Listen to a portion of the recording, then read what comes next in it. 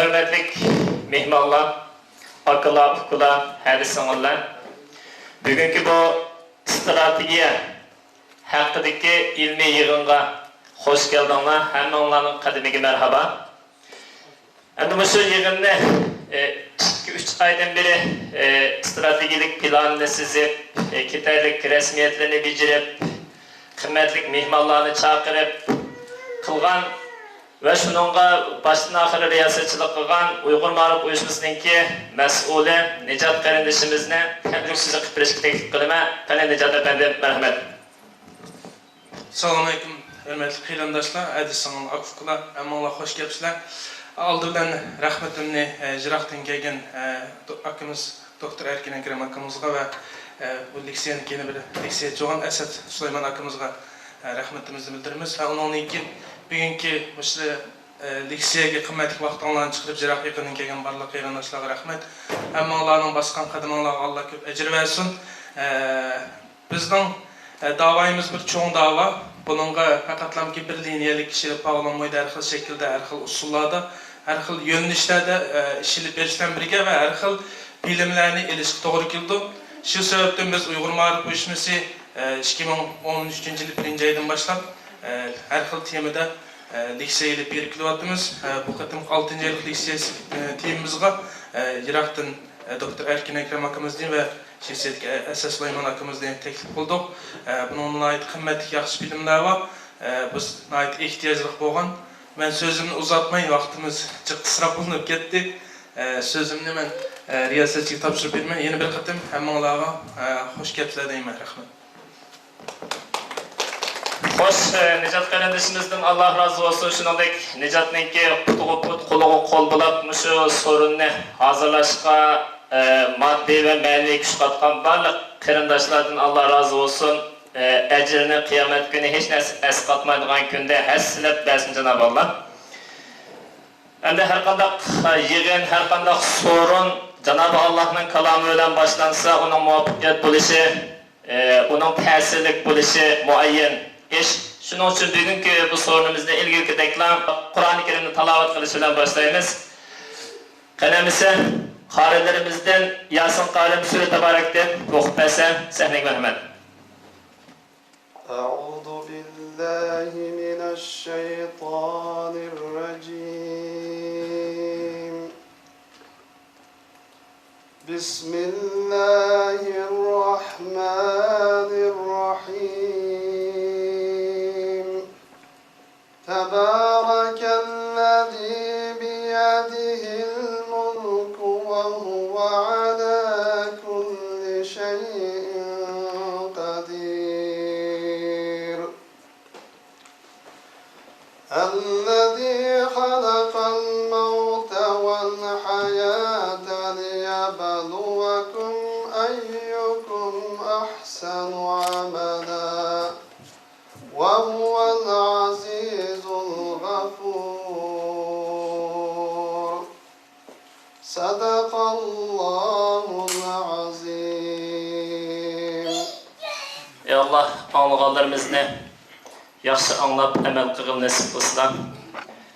Bugünkü sorunumuzun muvaffakiyetlik başlanıp, muvaffakiyetlik axılışlıqqa nəsib qılsın. Amin. Bugünkü sorunumuzun sırtın kelgen aziz mehmini hemimizge tanışıp bolgan Doktor Erkin Ekrem ustazımız. Ustazımız bugün şu stratejiye ve onun ehemmiyeti degan temada leksiyasini hemmimizle ortaklaşmakçı. Qani Ustaz Erkin Ekrem sahnege merhamet.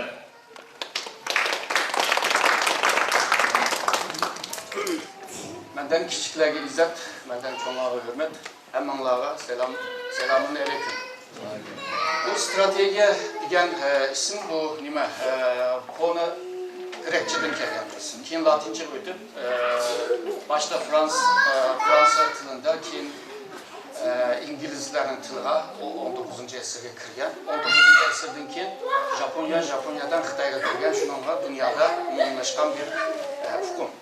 Strategiya degan bir hukm kelgusini tadqiq qiladigan bir ilim. O'tmishini tarix, bugün ne siyasi ve halkara münasebet. Kelgüsünü şu strateji ilim bilen ilip var. Yani kelgüsünü planlaydıgan ilim. Misalga bir okugucu var, üniversite kırdı. Üniversite kırgan vaxtıda eğer de o 4 yıldan keyin kütürüp diplomamla ilip onun işe kirmen de planlagan bolsa, o bala okuş boyunca yalgızla okugan dersininki numarasını kılalı karaydı. Aç numarını alsam da o oylaydı. Eğer bir okugucu yok, ben kütürmen, magistr okuyman, doktora okuyman, hatta profesör olman deydigan bolsa, o bala hazırdan başlaplar chet tilini hal qilishga tirishidi, onundan xil seminerlarga boridi, onundan keng doirada o'qishga tirishidi, cho'nqur o'qishga tirishidi ve o'zini shu vaqtida tayyor qiladi. Shuning bilan bu tayyorlik kelgusiga berib bir natija oldi. Bu 4 yilni plan qilgan bola kutirdi, shuning bilan diplomani yanchiqqa soladi, qarab qoladi. Chunki hamiyada ish yo'q. Shuning bilan kelgusini planlamak yaman muhim. Hem de qanchalik uzak planlasa shunchalik yaxshi bo'ladi. Atini planlamak ve ögünni planlamak o bir kamchilik bo'ladi. Misalga şu umumiy Türk xalqlarda mayli qaysi Türk olsun, bularninki tarihiga qaraydigan bo'lsak, strategiya bir tushuncha pek yo'q. Misalga şu Türkiye'deki Osmanlılarda deyli, 600 yıllık bir hakimiyeti var ama strateji bilen münasebet kitap yok. Çünkü az zihniyet de yok. Uygur tarihi karsak mı? Yanı yok. Ama Xitay'da var. Ama G'arb'da var. 2500 yıl evvel Sun Tzu degan bir Xitay yazgan bir kitabı var. Sun Tzu savaş sanatı da tercüme kılındı hazır. Onunki yazgan kitabı birinci olup strateji kitabı. Hazır bütün şu nimelerde, devletlerde tercüme kılınan var, kitap var. Onu okutuyordu vallahi. Onunki G'arb'larga kelgan chaqdama, G'arb'larda Roma imperiyasi vaqtida Batı ama ilmiylaştıramagan. Onundan keyin 15. asırda Machiavelli degan birisi var. O biraz tirishdi, o mu redga salamidi. Ta ki 19. asırda ve 1832'de ölgen Gırman, yani Prusyalı, Clausewitz degan bir adam birinci qitim stratejinin nima bo'lganligini kitapta yazdı. Urush, jang hakkında da bir kitap. O ölgendeki ayalı ve kalan dostlar onu tercüme qilgan. Shunday qilib, strateji askeri jihatdagi bir hukmdi. İkinci Dünya Urushu'nda bir İngiliz tarihçi doğumu, İkinci Dünya Urushu qatnashgan adam, o ondan keyin stratejinin hukmini modernleştirdi. Yani bugün bizim davatkan strateji aslında modernleşken strateji. Yani askeri stratejimiz. Her qanday strateji çokum menfaat bilan münasebet. Menfaat degan nima deganda, misalga bir inson uchun deyli, bir inson yashagan o muhitda qanday yashash masalasi. İki asas masala var. Biri xavfsiz ostida yaşamak. İkincisi iqtisod jihatdan rahat yaşamak, refah, yani refah. Bu ikisi muhim. Bu yalnız bir adam için emas, şirket için olsun, mayli devlet olsun, hemmisininki menfaat bu.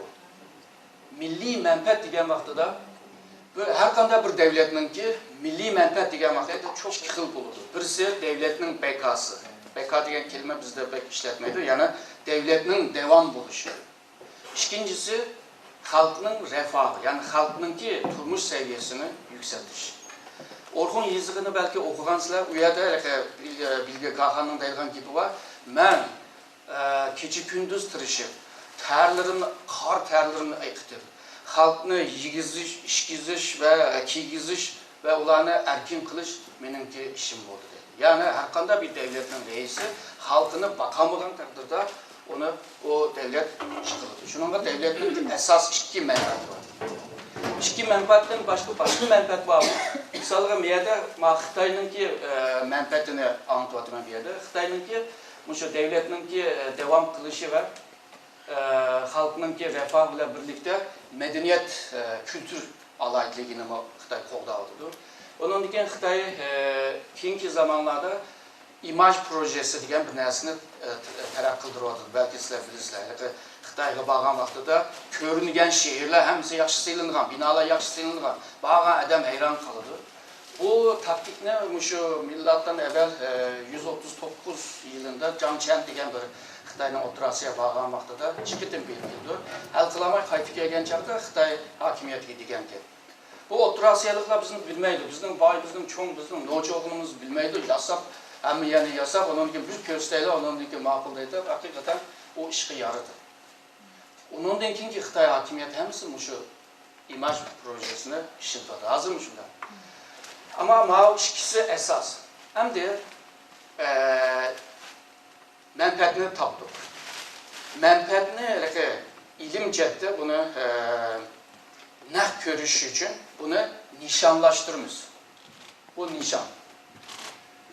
Bu nişanın devletinin ki devamlılığını qoğdab qilish üçün xavfsizlik birinci orunda. Bu xavfsizlik yalnızla nima emas, askeri veya nima emas.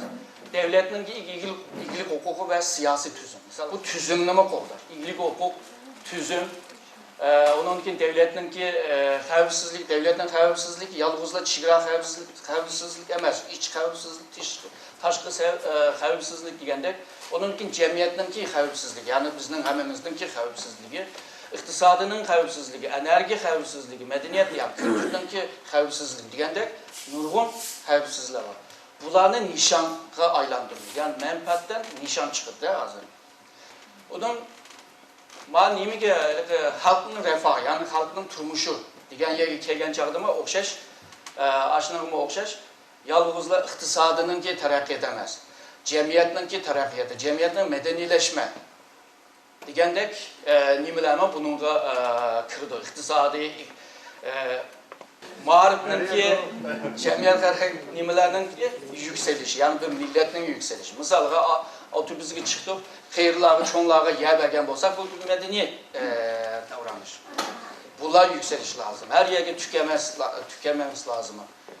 Ulamı medenide, yani cemiyetinin ki medenileşmesi, terakkiyetime naydım oyun. Hem de devletinin ki devamlılık bile, halkının ki yaşam seviyesini götürüş bile biz nişanlı peyda kıldık bir yere. Nişanlı karta strateji oturup çıktık. Yani nişan bulmay durup strateji bulmay. Onda bir alaylığı var. Xitay'ınkinin misalı alay. Xitay'ınki biz Xitay'ını yaxşı bilgecek Xitay'ının misalı verip değil. Xitay 87. yıldan beri bir 3 kademlik terakkiyat stratejisini oturup koydu. Bunu 78'de Deng Xiaoping kalısında oylap çıkan. 87'de ondan 13. kurultaydan keyin Xitay'ın əmiliyə başlayan ve hazır 3. basqışda. Xitay eğer de bugün dünyanın 2. iqtisadi devleti, 1. ticari devleti ve şundaqla askeri cəhətdə, qalan cəhətdəmi müştaq köpürülgən, yükselgen olsa, şu strateji planının ki neticesi. 3.sinde kilvadıdır. Yani kolondaki bağ güç bile, bu güç de digende beden gücü o güçlemez. Yani bütün alaylık, seninki alaylığını ve nişan bile kanda maslaştırış o strateji planının zihniyetini yaratır. Yani kılamaydıgan işlerini sen yoğun bir plan kurvasan mı bulmayın. Şununla seninki imkanların bile, seninki nişan maslaş lazım ki onu mağuzgan vaxtı da asan olsun. Yoğun nesine koyulup kılamay kalsan o bikağa kurulgan olur. Misalga, nurgun bundan misallar var. Irak uruşundaydı. Amerika askeri cəhətdə Irak devletinin milli ermisini 40 günün içinde əldə etdi. Askeri cəhətdə hiç hata yok. Amerika en çok, en büyük. Ama askeri qalbiyyətini siyasi ve iktisadi qalbiyyətə aylandıramamışqa, şunun hazır onun dərdini tadıqdır. Yani nişan bile üzerindeki gücünü maslaştıramağın vaxtı da onun dərdi var. Her kanda hatanın bir bedeli var. Şundaqla her kanda doğru işinin ki bir mukabeti olan değil. Şunu hata kılmaz lazım. Bu yerde nurgun kademler var bu stratejinin kanda kurup çıkışının kendisine. Ben Xitay'daki stratejini biraz azrak bir anlatıyordum. Belki düşünüş cəhətdə 10 ay oldu da olayamı. Xitay Deng Xiaoping'in vaxtıda öldü tabi. Vaxtıda deydi bu 3. Dünya uğruşu belki bomaydı. 3. Dünya uğruşu bomağandan ki biz pullarını, məblağlarını askeri cəhətə xərcləşəməz. iqtisodiy taraqqiyotga qashlaydi. Bu cho'ng bir nimada o'zgarish bu. Shuning bilan deydi Xitoyninki iqtisodiy ko'tarilmasa bo'lmaydi. Buning planini 3 ga ayirgan. 1987dan 1990gacha Xitoyninki Krimninki kishi beshiga bo'lgan vaqtida her bir kişi 250 dolardan 500 dolarga yükseliş lazım. Demek ki 87'de Xitoyninki kişi beshi düşken dolar aran 250.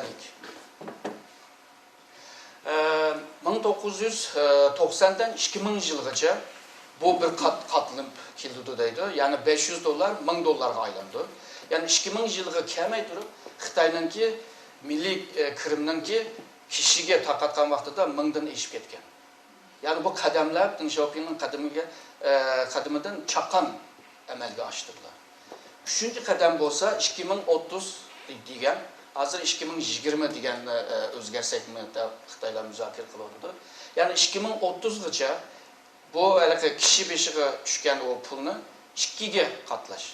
O zaman 1000 dolar bir qatlanganda 2000 dolar, yana bir qatlaganda 4000 dolar oldu. O vaqtda Deng Xiaoping'in hisobida Xitoy 1,5 milyar nüfus oldu. 4000 dolar ile 1,5 milyar nüfusga köpetken vaxtıda bu 6 trilyon oldu. Yani Xitoyninki kirimi 6 trilyon. Şu vaxtıda, müşri planla vaxtıda Amerika'nınki tehe 8-9 trilyondu. Yani Amerika bilan şunda yakın bir nimede de rakam. Bu düşendirgende bunlar düşendirdi ama tapkan 6 trilyonunki %1'ini hesap kısak o 60 milyar dolar. Belki Türkiye'nin bilgenler var.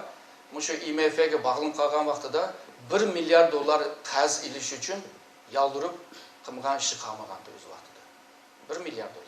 Hazır bu 60 milyar dolar. 60 milyar dolar degeni misalga Xitoyninki konrab kalgan tanklarını yasaşta yetme işi de bu. Misalga mağribini bir kötür nimklayla bir seviyeni, malımın seviyelerini bir kötüreldi. Yani çetelde kayyadın hoca malum olsa veya mütehassisler olsa o pul ile çağırırlar. %1'ini de vadı. Yani Xitoy muşu pullarla hazır askeri güçünü yeniden modernleştirdi. Üzüme can arplarını icat kılalıgandek yeni ilgar kurallarını yasap çıkmadı da hazır. Yani bu pulunki büyük gücü. Ve Xitoyni biz yakından tonuğaşqa bir vatımız. Yani bu planını kurup kılıç neyim degan moyumlarını. Mesela Hindistan'a bir kötürülmek lazım. Soğuk can tüge vatıdı. Qanday qilamiz deb o'ylaganda qaysi bir sahanda tirishsak, shuningla boshqa sahani birlikda qaldira oladi deb o'ylab, oxiri debdi texnologiya. Şununla Hindistan 85 yılda Hindistan'ın teknolojisiga ahamiyat verip teknoloji yükseliş ile birlikte kalan sahalama yükselsin de stratejisini anda kurgan. Ve bugün Hindistan teknolojide şunda ilgar. Misalga şu kompütürün yumuşak nimeleri var, bu yazılım programdaydı. Misalga yılda 60 milyar dolar kazanalaydı. Yalnızlaşın. Ve Hindistan'da nurg'un adamlar, 300 mingdan jiq adamlar Amerika'daki, Kanada'daki şirket için işleydi. Ular işlep akşam bo'lgan vaqtida Hindistan tang atılganda. Tang atgandan keyin Hindistan'daki bu 300 ming adamga berdi. Bular işleydi, bular işlep bo'lguncha Amerika'da tang atıldı. Shunda qilib 24 saat buni mang'uzalaydigan holiga keldi. Bu Hindistanlıklar bunu o'ylagan. Hamma devlet maşında planlarını kurup çıkıyor. Mesela Amerika'nınki nişanı 3 narsa var. Birisi Amerika'nınki xavfsizliği. İkincisi Amerika'nınki refah, yani refah, turmuş seviyesi. Üçüncü olsa demokrasi ve kişilik hukuk. Biz bazen Amerika'nınki bu 3 menfaatini düşünemeyeceğken Amerika'nınki başka devletlerge demokrasi apırış, insan haklarını apırış ve zorlap tanışını hata düşünüyoruz. O aslında devletin menfaati. O dedi ki, bütün dünya demokrasileşse, kişilik hukuklara hürmet kılsa Amerika'nın hazırki menfaatini yaxşı qoğdaydı. Bunun nezriyesi demokrasiye tinişlik nezriyesi. Bunu belki okugansınızlar. O nezriye Amerika'nı biyaga ekegan. O nazariyaninki asosi German filozof Kant'ninki ko'z qarashidan kelgan. Yani onun neçe ming yillik bir nimisi var, yani o'tmishi var. Şununla hem yerde demokrasi bulunma, Xitay demokrasi bulsun, o ya bulsun, bu ya bulsun digini o. Eğer de onun menfaatini düşünmeye kalsak, ha bu yağandılar bunda bir siyasetle elip bir yürütüptü de. Amerikalık olsun, Garblik olsun, bir tiyinle kalamkan kaşınaydı. Onun hesabıdı var. Bizge okşumaydı. Şununla bu planma şunda. Sizler ma devleti yaşavasılar, bu devlet kandaklığını mı bilirler bu Garblikler. Hemen yeminin plan ve onun netice iliş moyum. Onun kaçırgan pulunun her bir kalemi moyum değil mi? Hem de strateji kelgen çağda ters oldu. Nime için ters? Bu yana düşünüş asan. Devletin yaşatış, halkının ki seviyelerini, turmuşunu, medeniyetini qoğdaş ve imajını qoğdaş asan. Bunu hedefleştirmek ya da nişanlaştırmak mı asan? Ters emez. Ama biye kelgen çağda ters oldu. Çünkü biye kelgende aşı milletke has olan, aşı milletin hususiyeti bunun kırdı. Misalga Türkiye desek, hazırki baş minister adamlarını yığıp, misalga şu strateji plan kurgan çağda Erdoğan'ın ötmüşünü bilmesek olmaydı. Nereden marifine, nerede terbiyendi, o talim terbiyeni nereden aldı, o bunu hemen biliş lazım. O kanda bir hususiyeti var, bu kanda oylaydı, oyu kanda. Hep onları bilmek lazım. Onunki Erdoğan'ınki mezhepçileri veya onunki ministerlerinin kim bular? Nerede okudu, kanda ideyeye sahip? Bular nime mi bular? Liberal mı? Oncu mu? Solcu mu? Dinci mi? Hemini biliş lazım. Bilmesem bular bir yerde kurgan dersini bilememiz. Çünkü stratejidin ki siyaset kilidi. Siyaset degen neyse senet. Senet degen neyse boyuludu. Hele ki Osman koygandek boyuludu. Yani o siyasetle körüngendek emez.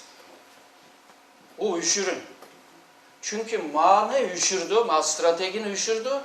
Bunu üşürüş için bununla renk birdi, Osman koydu, boyaydı, o bu kıldı bir yana. Sen bilemeye kalsın. Akli adamlar politikayla karaydı. Ha, Xitay mandat kılıyordu muçukken. Ahmet'in icat mandat devadı da, ha mandat yani. Ondan sonra Obama çıkıp Xitay'ın mandat dedi, ha mandat dedi. Ha politika iş. Politika degeni on kolunu köstüp sol koluyla vurduğun veya sol kolunu köstüp on koluyla vurduğun bir senet bu. Şununla politikanı, siyasetini biliş için mani biliş lazım, mani biliş için malanı biliş lazım. Değil mi? Hem de strateji ikileyelim. Strateji diyen nimo degende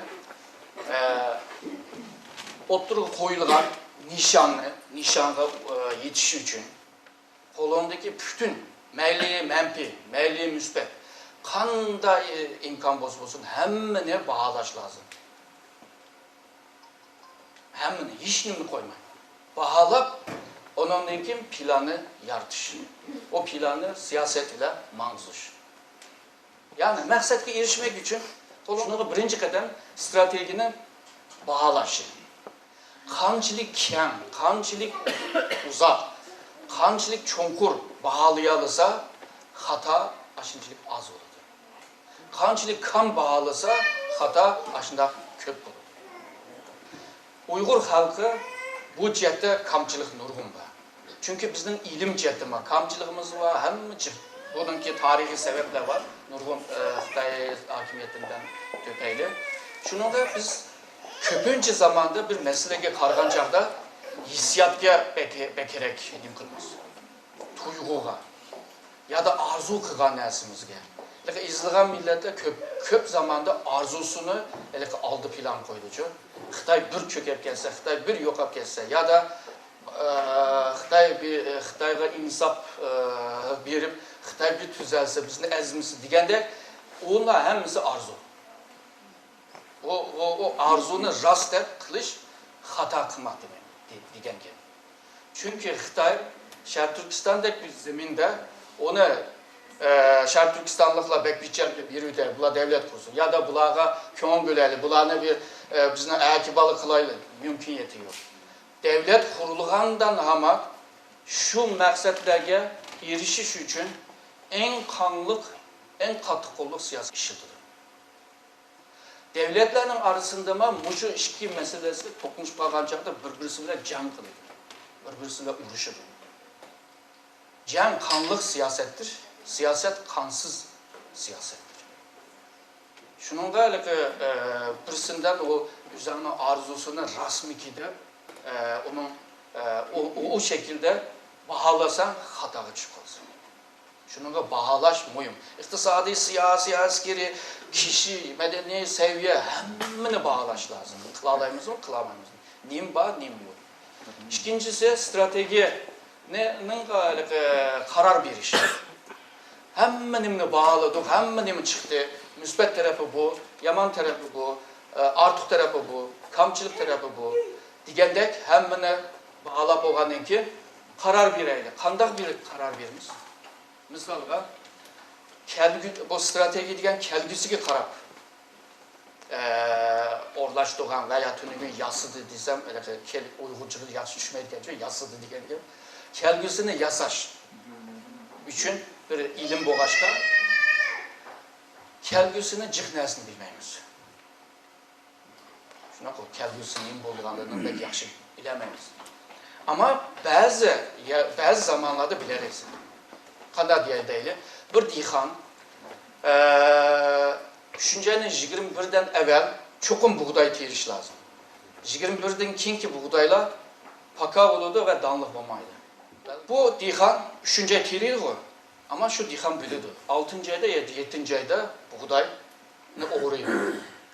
En az da bu dihan 3-cü aydan 7-ci aygaca bilərəydi diyen. Ama bu dihan nimini bilemeydi. Eğer 3-cü aydan 7-ci aygaca bir yer tevrep gelse, bir su afet kip kalsa, bunu bilemeydi. Demek ki bir kısmını bilgili bulurdu, şuna koy. Ama yanı bir kısmını ona Allah birden. Kur'an-ı Kerim'de yaxşı bilisizler, bir insan eğer bir işe şoğunup, eğer yüzünü birip, tırışkan olsa, onunki kam kalgan yerine Allah ayrıca bunu birdi. Yani başta tuğulgan vaxtı da yazılan emez, kimi bir eleydi onu. Şunun talantı insanların köpüncüsü, şu işlerle şoğunup ketkenlikken Allah'ın yardımıyla onu el kıladı. Şununla tarihte nurgun adamlar kelgüsünde nim bolalaydıqanlığını mı təmin kılalaydı. Bir kançı misal verək. Brzezinski diyen bir adam var, bilir misiniz? Polonya əsli, Amerikalıq bir strateji tədqiqatçısı, yani mütəəssisi. Bu Jim Carter'ın ki vaxtıda xəvfsizlik məsəlçisidir. Ama şu taşqı minister tek işləyəndə, şu taşqı ministerini şu kaydı yutub, yüz bilib qıqanda, o Sovyetler İttifakı'na kandak jıqtımız degende nurgun tırışkanda, misalga bu üçlük məxfi yığını vardı. Yani dünyada en nocu üç devletinin adamları məxfi yığılıb Sovyet İttifakı'nın kandak yoxtumuzda məxfi planlarını kurduğanda, o yaman cılışqı yarıgan, əmdi paşoladı da arxivlə əmdi çıxmadı. Ondan ki 87'de bir kitap yazgan. Musabaka degen. Musabaka planı. O kitapta Sovyetler İttifakı'na kanday çöküşünün nimelerini yazdı, kademlerini. 87'de yazıldı ve yazılgan kademler var bu. 1990 ve 1991'deki Sovyetlerin ki Jukur tarafından başladı o Litvanya, Estonya'da. Onunki Kafkasya, Azerbaycan çıkıyor, onunki Otturası. Muşu ebemen diye muş kademler var bu. Hemmisi aşk kitabı yazık. Bu adam falcı emez, falcı emez. Bu adam toğur köreli geçke, bir yolunu köset geçke, Amerika aşının karab hareket kılgan. Ve ahire jıkıttı. Biz deyimiz, vay hiç kim bilmekte jıkılışını ama tırışıp yani, kör vatımız hazır. Yine Brzezinski'den misal vereyim. Bu 97'de Yavrasya Şahmat Taxtısı diyen bir kitap yazgan. Bizler belki. Bu kitap keyin George Bush'un ki çoğun oturuq şərq siyaseti de bir nesini çıkardı o. Yani şu kitabının ki şu nimsi de kopyası da. Şununla strateji mütehassisler keyin yani biraz dingi küstüme mütehassisler neymiş iş kılıvatkan. Eğer de doğru, şimdi bahaga doğru karar verilse asan boludu. Hem de bu Şərq Türkistanlıqlar üçün deyil. Mesela biz neminle çok arzu kılımız müstakil bolaylı. Ya da özümüzün ki takdirini özümüz belgileyli. Ya da Xitay mükemmel nemine otonom rayon tüzümüne versin bizge, kanunu icra kılsın. Ya da mevcut siyaset yaxşı git vardı. Mesela adamlarının ki nişanları okşamaydı. Şuna koy. Nişan okşamağaçka planlamama okşamaydı. Nişan qarab planlaydı. Mesela müstakil degenler değil, ciddi ilgeçke buna misal alayım. Müstakil buluş, əyətə bulduğan nəsəmiz, həmimiz bir vatımız. Değil ki, müstakil, ben Xitay Sovyetler İttifakı'daki yükünü götüremedi. Taş verdi Şərq Türkistan, bu ərniyim biliyorsunuz. Uygurlar teyyamı, misalga, Ədemin bağımı, devletine başkuralaydı. Dünyada hiçbir yerde boşluk degen nəsini xalq tanımaydı. Bir yer boşluk buldu mu hemen bir güç kırdı. Şərq Türkistan eğer de bir boşluk kırsa başka güç mü kırdı? Belki biz oylamagan bir yerdeki bir devlet kırpılışı mümkün. Bizim teyyamımız, halkara teyyamı bir nesini değil. Bu halkarada bir tüzüm var. Bununki esas ismi halkara siyasi ve iktisadi tüzüm. Bu tüzümge hilaf kılanlar hemisi bu tüzüm tarafından taşırıldı. Kıkılıp gidiyordu. Ya da yok kılındı.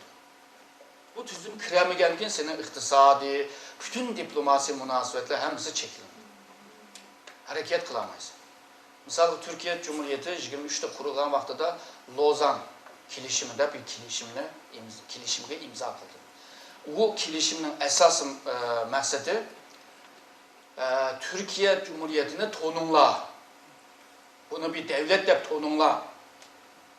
Tonayla nim birse, Kırsiyevler Türkiye'nin arasında Nurhun Arallah onu bir eyle.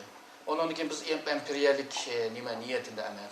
Biz onun için bu deyip söz verip onun için yüzüne devlet deyip tonumuzudur. Mesela Şimalı Seprus. 20 yıldan beri o bir devlet. Ama bu tüzüm o devletin kabul kılmakaçka o devlet emez. Ama Cumhur Reisi var, Başministri var, hem benimisi var da bir devletten tıkma devlet. Mesela ben Tayvan'da 2 yıl kaldım. Tayvan'da mı aşağı bir devletti mi devlette? Demokrasi tüzümleri Türkiye'de mi yaşıdır? Ama onu devlet de tanımaydı. Yani bu tüzüm moyun bir neyse. Bu yemek okşaydı diyen vaxtıda kiçiltip değil. Biz mahallede yaşayımız bilimiz. Mahallede çokun bir noçası var. Şuna koy. Her mahallede noçu bulmayın. O noça bütün bizimki ictimai münasebetlerimizde karta nemi koydu. Kural koydu. Biz mi noça hap oludu da yüzümüzden taatımız. Noça nim dep kala, nim dep kala deyimiz. O noça mı bular nim dep kala diğerini bilgeçke hey manda kılınla, anda kılayla ya da kılaylı deydi. O noça bu mahallige kural koydu. Men işimden, arlaşıştan, kim bile arlaşma, kim bile arlaş diğerlerini koyalaydı. Onun için noça vaxtki onun yoluma ken oludu. Bazen bir nesini tapsa bu mahaldekilerle ortaklaşırdı. Ya da paydını birlikte nimtlayı. O vaxtda da siz tekme o noçağa hürmet kılışqa bir nim bolup kaldı. Şuna koy. Kiçikləsək. Ama devletin ki münasebet onda emez. Muşunu okşaydı. Kayısı güç en büyükse o kural koydu.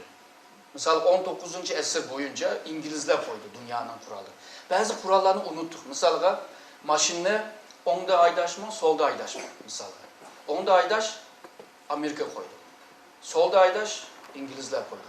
Mesela futbol oynayışındaki kurallarını İngilizler koydu. Hazırlıca buzgan adam yok. Mesela şöyle maşina düğlek çemberde kavşakta mı da ötüdüğün vaxtada aşınıma İngilizler oylap imkılar. Nurgun hayatımızdaki kurallar hem İngilizler koydu. İngilizlerin varisi Amerika ve başka ona bazılarına devam kılınır. Yani tüzümnüme ular koyuvatkan diyor. Misalga Osmanlı Empiriye özününki bir tüzümü vardı. Dünya tüzümü. Deydi ben Allah'ın yerdeki adamlarını başkuruş için ben padişah oldum. İslamiyet'te bunda bir düşünce yok. Kitab-ı İslam'da bunda düşünce yok. Ama bu kadimi Türkiye halklarınınki düşüncesi. Misalga Orhun Yazık'ını okuganla bağımın bilmem. Deydi ki asman bile yer yaratıldı. Yaratkandan kin bulanın arasında insan oğlunu yaratıdı. İnsan oğlunu başkuruş için Türklerini yaratıdı.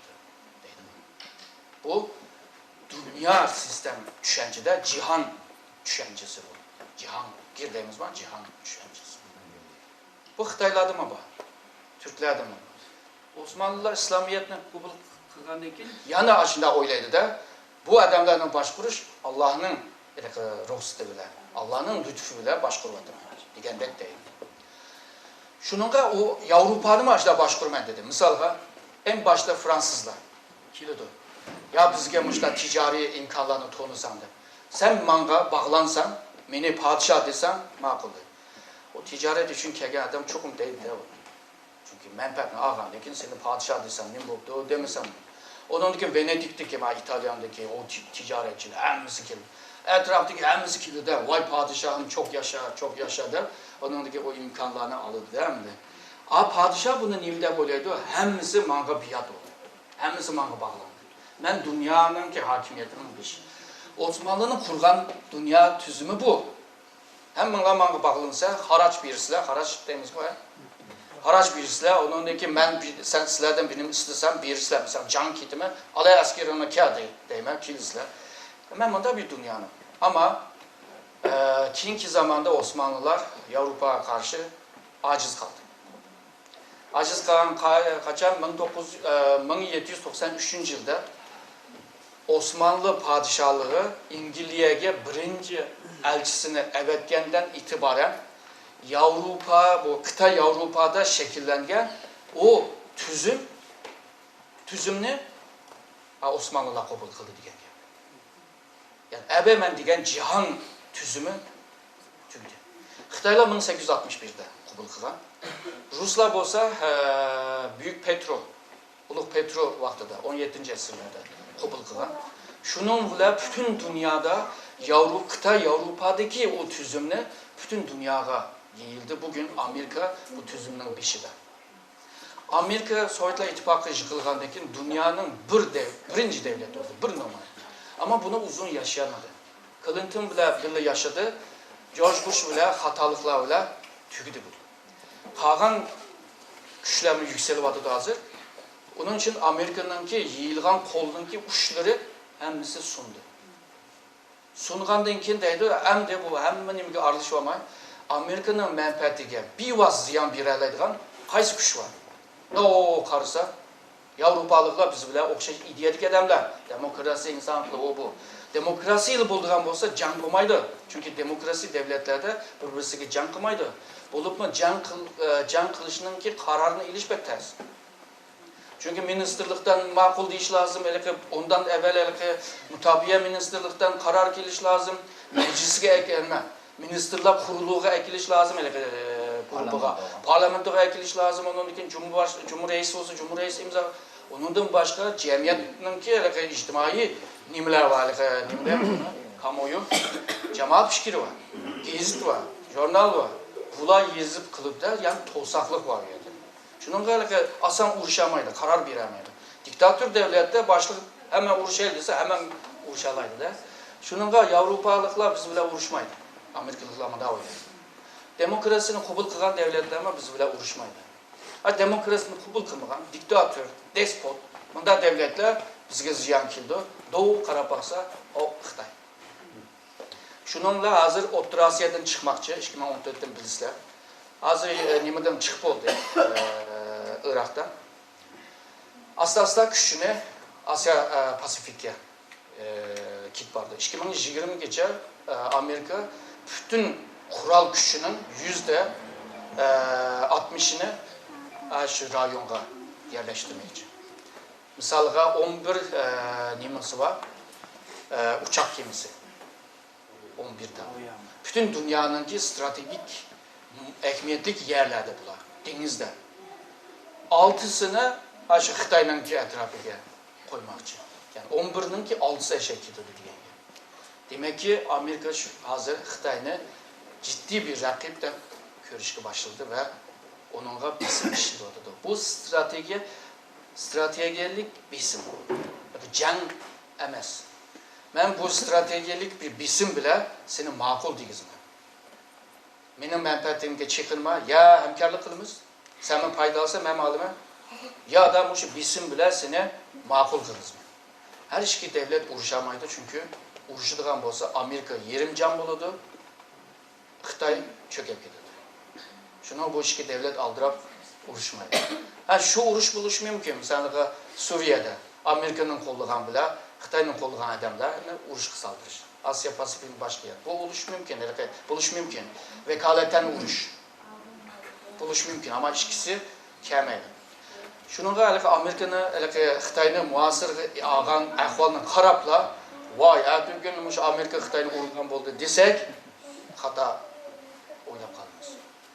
Ula dötemez bizdeki yani. Ula hemen plan kıldı bizden hissiyatga, menimki döt degan kelime tırnak içine ilip dağıttım. Çünkü haber deydim, biz köperek hissiyatga tayinip durup kılgaçka. Düşmanımı hissiyat ile ölçeyimiz, dostumu hissiyat ile ölçeyimiz. Anladın? Dost olsak bek koyu hop getimiz, bek koyu hop gelse ziyan buldu. Bek şafaf hop kesme yeni bulmaydı. Onun bir ölçüsü buluş lazım da. Yani jığıp kelgen çağda stratejinin plan kılgan çağda strateji yaman çoğun neyse o. Qana kılmız? Yani Şark Türkistan'ın azadlığı çoğun bir iştir. Bu dünyada insanoğlunun kılalaydığı en çoğun iş devlet kurma. Şunun devlet kurgan her kanda şahsiyet bütün dünya bilidir. Atatürk, George Washington, Mao Zedong, Sun Yat-sen değil mi? Kim olsun? Şuna koy. İnsanoğlunun kılalaydığı en çoğun iş muşu devirde. Şununla devlet kurmak asan iş emas. Şu hazırki bizdeki halimiz öyle bek ters. Bugün kursak erdi yani kaçıp koyduğumuz yani. Şununla bunu 3'ge bölmek, 2'ge bölmek, 5'ge bölmek kılmak lazım. Strateji planlamada normalde 3'ge bölüdür. Asan bolsun da. Yani yakınki baskuş, orta vadeli baskuş ve jirak baskuş. Sağ olun. Hem de buna bölgendeki bu pelenpeydekte, ma pelenpeydek çıkmay anında çıkış ters olur. Şununla birinci kadem çokum, ikinci kademdeki esasını tayarlaşı lazım. İkinci kadem, üçüncü kademdeki esasını tayar kılış lazım. Üçüncü kadem mangandaki zaten bir yerde bahalıdır. Aşınım ki barısa zaten, nişanlı barısa zaten. Planımı kurup olduk. Suikaşını 3'ge bölüp yaydıran bulduk. Hem de bunun tayarlığını kılış lazım. Tamak yasaş için nimler lazım? Hemen bilirler. Göçten, piyazdan hemen nimler. Bunun tayarlığını kılış lazım. Yani 3. kademde stratejiyenin ki tayarlığı. Neymi bolsa şuna tayar kılış lazım. Bolmagan takdirde ama yaratış lazım. Vaziyet yaratış diyen bir hukum var. Bu vaziyet bizde yok. Ama bizge lazım. Qanday qilma yaratımız bunu. Yaratgan vaqtida qanday qilamiz? Qanda qo'limda kelsa, qanday vasitada ishlasam ishla, maqsadga erishish lazım. Shuningdek siyaset biraz etik cepte biraz kirli. Para iş yani. Çan doğmaya acı işlerini kıldıran gep değil mi? Yaratış lazım. Olmasa bağlarını hemen tayarlap ondan keyin tamak yasaşqa başlaymiz değil mi? Elbette. Tamam. Dördüncü basqıç olsa stratejiyanın ki nimesi? Amalga oshirishi. Bu bolsa siyaset ile hal qilamiz bunu. Siyaset normalde devlette içki ve taşkı siyaset deb bölündü. Xitayni misalga alsak, Xitay mushu menfaatini qo'g'dash uchun mandaq bir nishonni qo'ydi. Bundan nishonni qo'yishda ebedidim xalqarada jang bo'lmaydi, 3. Dünya jang bo'lmaydi. Bizning qo'limizda $250 bor. Buni qanday ko'paytiramiz? Bizningki ham maddemiz bormi? Bakiya, Sharq Turkistonda neft bakiya, tabiiy gaz bakiya, oltin bakiya, kran bakiya, u bakiya, Moğolistan'da u bakiya, bu bakiya deb bu bahalash tugagandan keyin bundan keyin qaror beraylik, qanday qilamiz deganda 2030gacha biz cho'ng davlat bo'lamiz. Qanday bosqichlar bo'ladi? Bu yerda buning tayyorligini qilib va Xitoy 2 bosqichni tugatdi. 2000 yilida tugatdi. Ve hakikaten albiyetme başarı Muvaffaqiyat bo'ldi. oldu yani, buladı yani. Çünkü cık adamlar plan kurgan çağda hata kurup koyup yolunun 20'de 40 düşüp kılıp anda ahvallar bahçı. Hazır hem de Xitay hakkında bazen öyle kımında bak yaxşı kılvadı desek bizden Uygurların açık ki kılcı. Ama tədqiqatçılar aylıqı hissiyatını qitib sözlesek olmayacaq ama sizlərinki hissiyat tuyğunlarına mən hörmət qılmaq lazım. O nazuk əhvallar, şununla diqqət qılmam lazım. Bu planlamada bunlarımı təyyar qıldı. Deydi ki, Xitay əgər də iqtisadını gücləndiriş üçün həm Xitayının içidə, həm Xitayının dışıda tinçlik buluş lazım, istiqral buluş lazım. Olmasa Xitay götürüləmək. Şununla bir misal değil, 96'da Xitay Orta Asya ve Rusya ile Çigra meselesi olan devletlerle Şanghay Beşlisi de bir örgüt teşkilatına orlaştırıp Çigra'daki xavfsizlik meselesini hal kılıştı tırıştı. O hal olğan için Xitay məblağını üyəyə silişini açat qalmaydı. Askerlerini üyəyə yüklep, kurallarını üyəyə apırıp, tanklarını, ağırlıklarını üyəyə nimqımaydı. Şununla rahatlanırdı. Şununla üyəyə xərcləyən pulunu iqtisadqa aylandıralaydı. Şununla tinçlik lazım. Şərq Türkistan, Tibet ve Moğolistan'daki yerlerine tinç oluş lazım. Ama evvelki adamlar tinçlik emas. Şu cidal çıksın da baş kurdu da, misalıga Van Loço. Kabiliyetsiz bir adam. Kelip aşağıda başka zulümlerini kıldı. Zulümden ki texnik cidal çıktı. Ama ula merkezge digen vaxtda onda demeydi. Vay muşu çeteldeki bölgüncüler veya çeteldeki muşu Xitay karşı çıkan devletlerinin ki muştan kılganlığının sebebi muştan buluvadı da o. Men degenin ki şunda tırjıp aramışı Uygurlarını biz öldürüp aramışı halkaya geldim de merkez kanda da etti.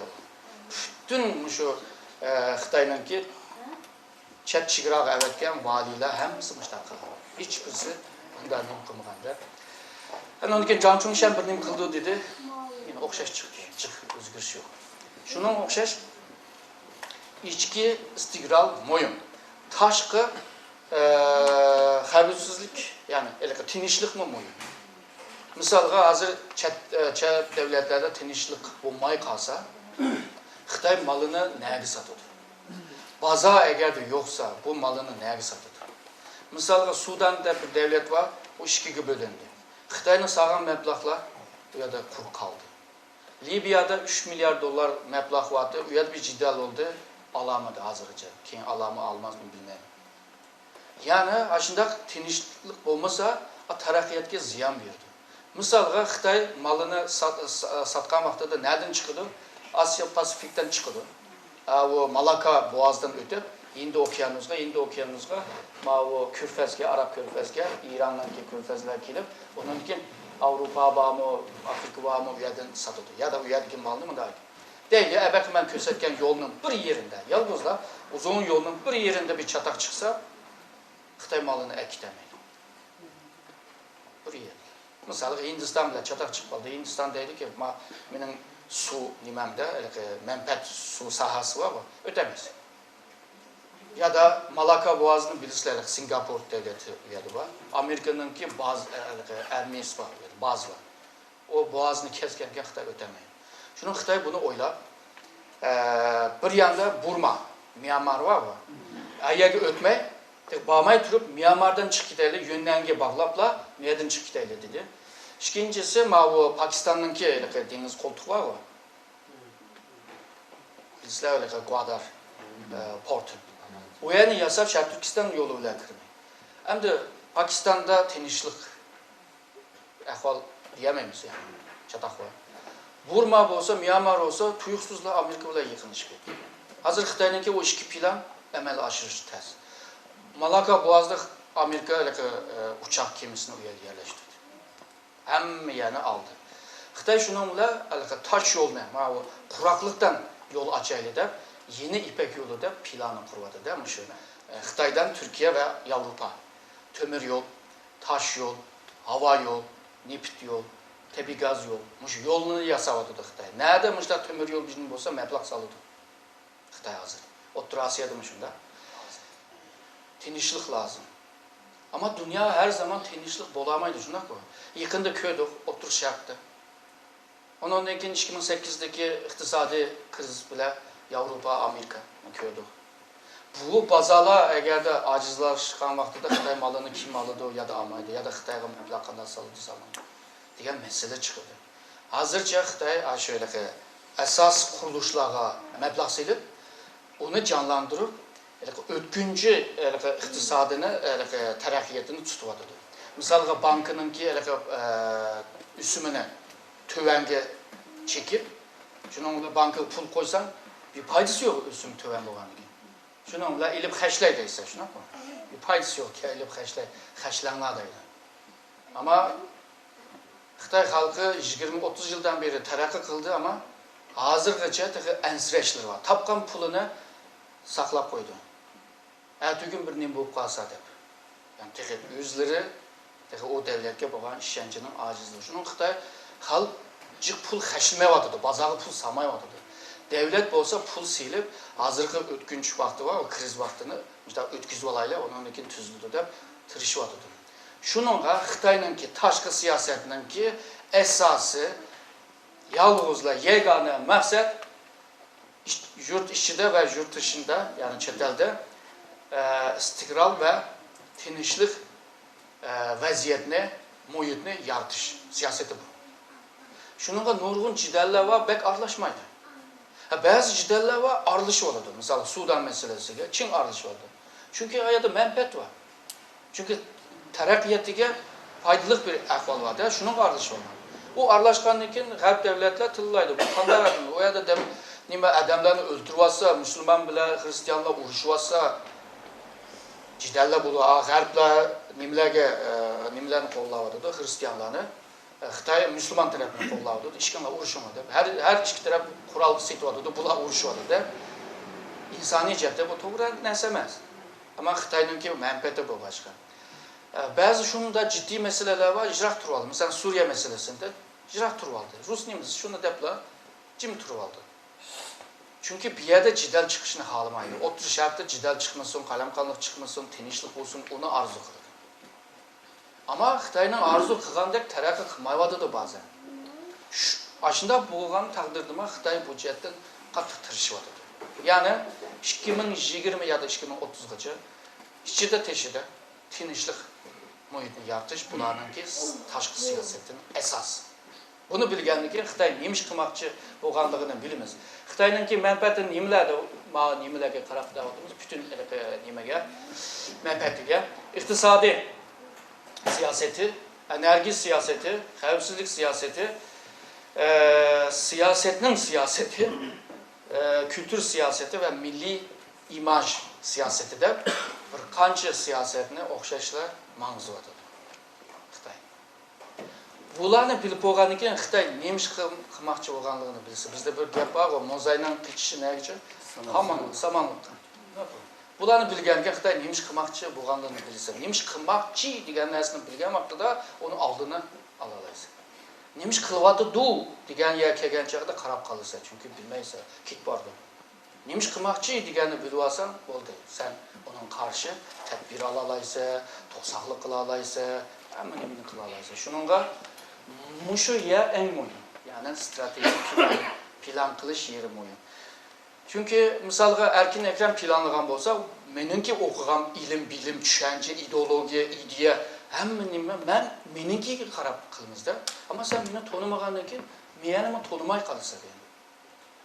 Onun için bu kararlarını yalnızla Erkin Ekrem almaydı. Nurgun adamlarla birlikte aladı. Birlikte uğramakta da aşı adamlarının ki düşünce, medeniyeti, yani kültür, tarihi, felsefe, düşünce idi. Hamma biliş lazım ama bu iş pek ters. Bir yerde ben dedim bir nişanlı taptık. Şuna nişanga erişiş üçün kolundan gələn bütün imkanlarını bahalaş ve onu icraatka beriş. İcraatka beriş üçün çoxum icraatka muvafiq oluş lazım. İcraat kılamagan takdirde bu plan bikaga kurulgan. Muvafiq mühim nəsə. Şunun da bu sözünü ben miyada bir iş bire. Yani esas strateji, esas menfaatga xizmat qildi. Esas. Amerikaga barganlar var, tashqi ministerlikka kirgan vaqtida tamda bir gap bor. Amerikaning tashqi siyosati tamamen Amerikaning menfaati uchun xizmat qildi. Yani boshqa bilan aloqamiz yo'q degan gapda. Şunaşka stratejini kurup çıkış veya stratejini kılış için çokum menfaat. Ama bizim bazen menfaat okşamay kalıdı. Mesela bizden menfaat rahat yaşamak, erkin yaşamak, haklar kadar yaşamamız, bizim makine yaşayımız. Onu yaşaş için devlet kurmak lazım. O devlet ancak aramızda, evet arzumuzla, menfaatimizle kollayalar. Devlet kuruşka, müstakil buluşka könül ölgen. Ama bazıları dedi Xitay bilan yaşasak mı yaxşı olur. Meyli o izilmi Xitay mı izliyordu o. Biz mi izilsek neyim bu deydiğen var mı? Belki. Anda dep salsa o vaqtda menfaat başqacha olurdu. Menfaat başqacha olgandan keyin ma planlama başqacha olurdu. O'xshamaydi. Shuningga strateji plan cho'qim menfaat bilan munosabatli. Devletlarning arasındaki münasebet tamamen menfaat münasebeti. Menfaat ortak olgan chaqda biz dost, menfaat ortak bulamagan vaqtida biz düşman. Şunun xalqaro münasebette hiçbir zaman müddətsiz məngü dost yok ve şundaqla məngü düşman yok. Bugün düşman adı dost buluşmuyor. Çünkü bütün münasebetler menfaatın esasında kuruldu. Menfaat doğru gelse, şundaq menfaat doğru gelmesi anda.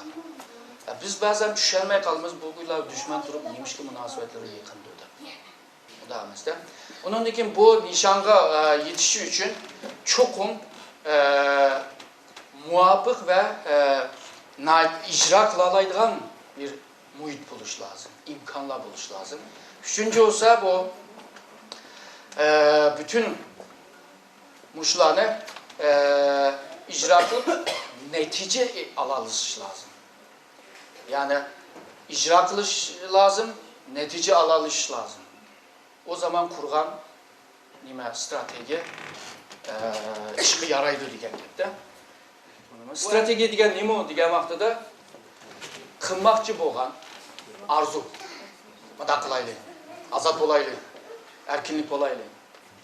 Ondan keyin qilalaydigan laba, ba'zini qilmayman. Qilamagan laba, qilmaydigan bor. Bularninki o'ttirsunda strateji.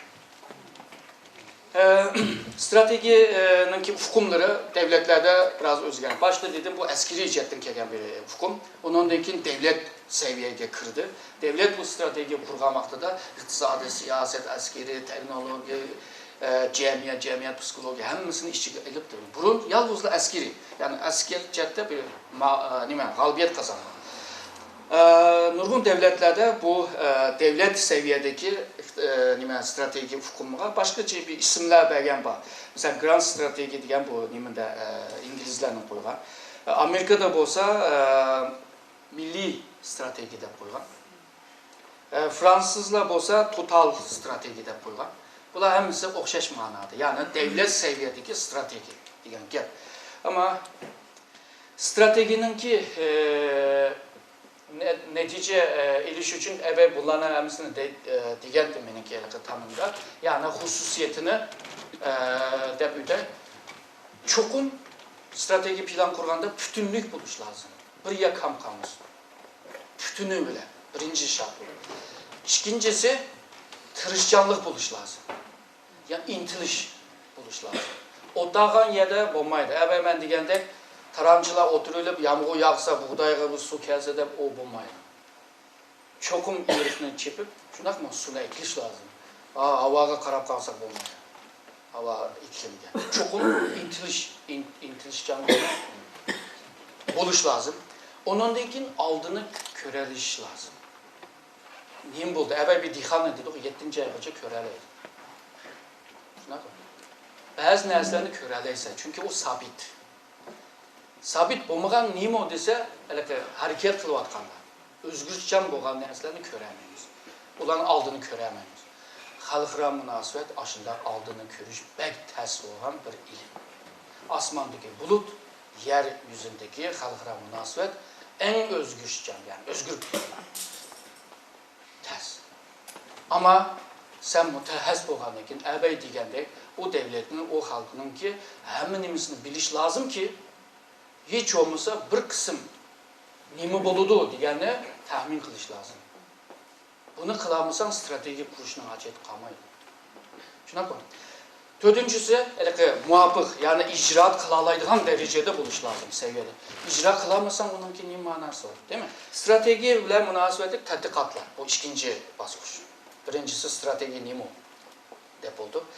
Tədqiqat normalde strateji tədqiqat başka isimlerden koyup kılıdır. İsimler mühim emas, ama hemisi əbəməndə digəndə tədqiqatlarını elib vardı.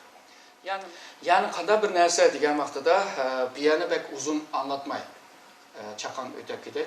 Bu xalqarada strateji tədqiqat mərkəzlər, enstitütlər, nimini düşəndirməkçidə bir yerdə. Nurgun şartlar bir yerde var. Stratejinin ki laboratuvarı tarihtir. Tarihini bilgen adam buluş lazım. Çünkü ötmüşte bir takım vakalar yaşandı. O vakalardan hadis çıkardı. Yani vakadan hadise. Hadiseden şüence. Şüenceden kelgüsüge boğan göz karış. Şunun bütün ilimlerin arasında ötmüşteki tecrübeler bizge bugünkü meselelerge, terakkiyatlar karışta yardımcı oldu. Şununla arkamızda çokum tarih mükemmel buluş lazım. Ama Uygur tarihini kim izladı? Xitay izladı. Şincan Cenşi, Şincan Tongşi, Yanninba, şu kitaplar, nime, Liu Zhishou, nime, Uygur tarihi yani üç kısım. O Uygur tarihini okanla var ama Uygurçası tercüme kılındı ki. O kitap 3 tom. 3 tomunun içinde Uygur tarih ismi ama Uygur köremesi içinde. Hem Xitay. O Şincan Cenşi tehim aşına, değil mi? Şincan Tongşi'nin şunda.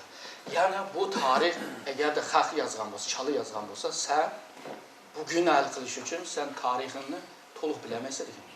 Sen tarihini toluk bilmegen ki ya da hata bilgeçke ya da çalı bilgeçke sana belgen mesaj, sana belgen o akıl, sana belgen o fikir, sana belgen perspektif, sana belgen o göz karaş çala hata belki tehime vahim bu. Şununla birinci olup Uygurların tarihini Uygurlar özü yazıp çıkış ve mükemmel yazış. Yani hatasını, doğrusunu hemmini aynen yazış lazım.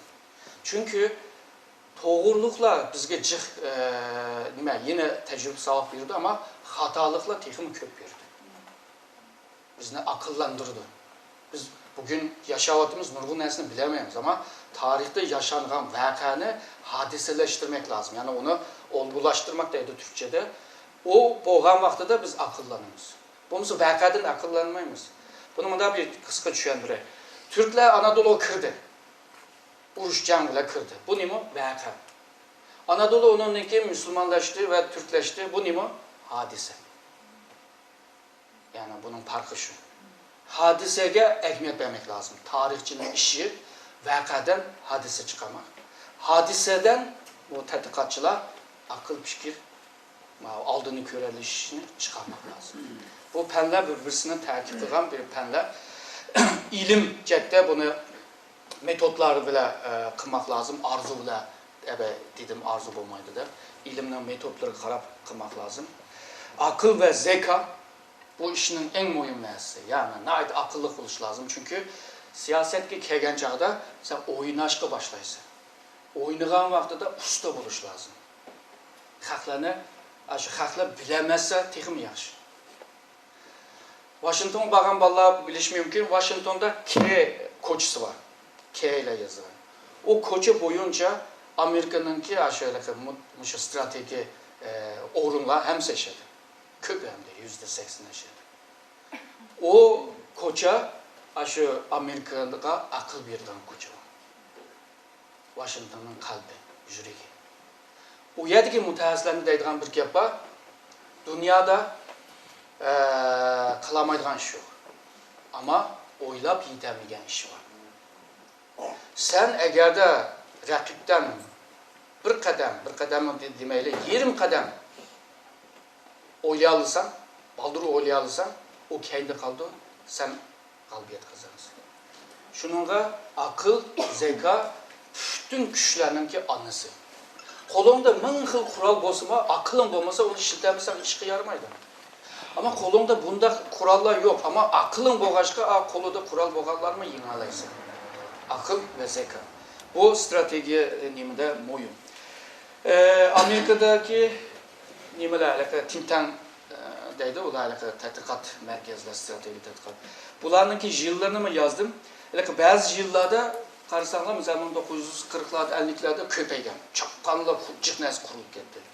O vaxtda da Amerika nemiş qılmaqçı bolğanlığını düşünələmiz. Çünkü bunda kuruluşlar köpeyse oranlar, Amerika'nın siyasetinin nem bolğanlığını düşünümüz veya xalqaranınki.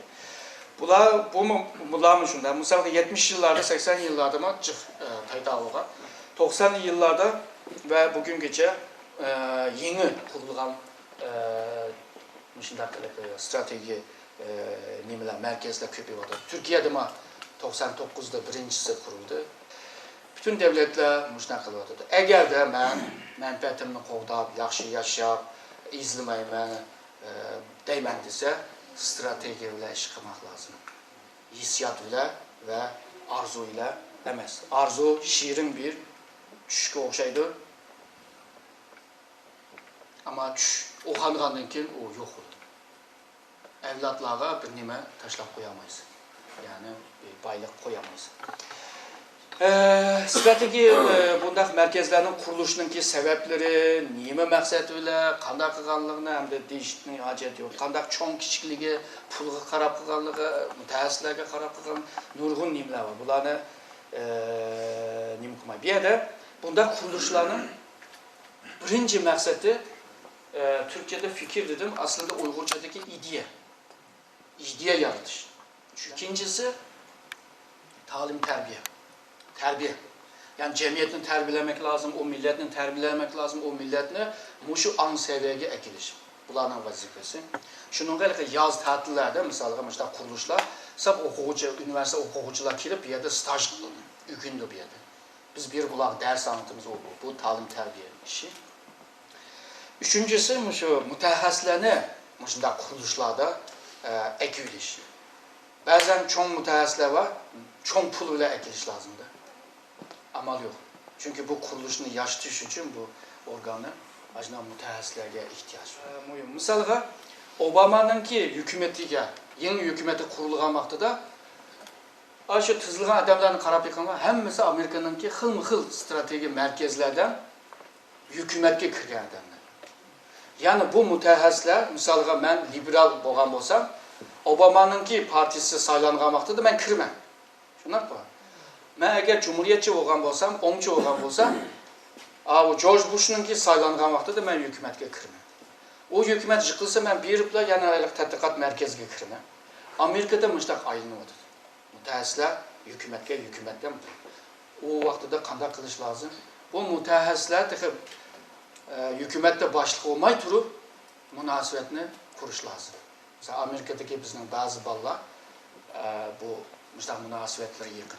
Bugün el-ağineti etiqarsa ministrine mağını oldu, ministrine işini el kılıçta asan oldu. Her kanda mütehas çokum hükümetiyle bir kanal demiz mi? Bağlantı buluş lazım ki hükümet neymiş kılıvadı da ona baldır biliş lazım. O boğandan ki sen arlaşsan onun gibi bir manası yok. Şununla mesela Garp devletlerde mütehassisler hemmisi devlette işleşke teklif kılındı. Bunlar hem tecrübeli, bilim cəhətdə, hem de devletin mənfəətini qanda qoğdaş cəhətdə bilidir. Şununla bundaq adamlar devlet üçün moyum. Amerika'nın bir hususiyeti şu. Amerikalılar bir siyasetini oturup koyuştan evvel çokum bir ilmi, akademik tədqiqatını başlaydı. Mesela Xitayını uraylı mı, urmaylı mı?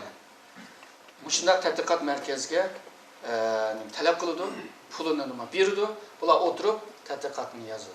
Dedi ki, 2020 gece Xitayını ursaq olmaydı, 2025'te ursaq oldu. Mesela arzu da. Ajda deb yazgan olsa, hükümet onundaki o akademik ilmi hulasını siyasetke aylandırışqa tırışdı. Bu sebeple Amerika kıgan şu mütehessislerindeki fikirler. 19. əsrdə Mahan degen bir adam var. Bu öyle deniz ermi nime? Kaptan mı?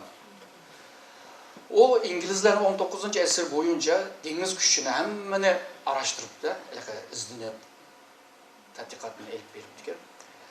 Deydi Amerika eğer de çoğun devlet bolman deydiğen olsa çokum içki denizde güçlük oluş lazım. Pasifik ve Atlantik. Ve Amerika bu içki denizde güçlük. Onun kim Mackinder degen birisi çıktı 1930'lar. Dedi bu denizli olmaydı bu. Bu nemege toprak kuraklıkka mı kiriş lazım?